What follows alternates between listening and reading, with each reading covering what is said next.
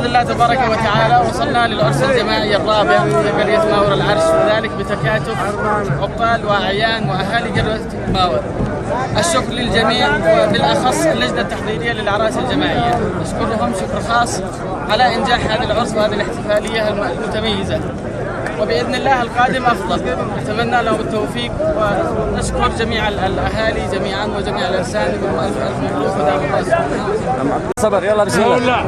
أهنئ وأبارك للعرسان بمناسبة دخولهم القفص الذهبي، ونشكر اللجنة التنظيمية بمناسبة هذا العرس الجماعي الرابع في قرية ماور العرش رداع. كما نشكر الداعمين وكل من ساهموا في إنجاح هذا العرس الجماعي، وهذا بفضل جهودكم وشكرا.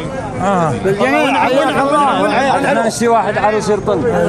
أهنئ وأبارك لجميع العرسان العرس الجماعي الرابع سنة 2023 في ماور العرس رداع، وأشكر الداعمين ولجنة التحضير الذي بذلوا جهودهم وساهموا في هذا وجعلوا اقتصاد حلاوة، يعني ما يكلف شيء هذا السباق.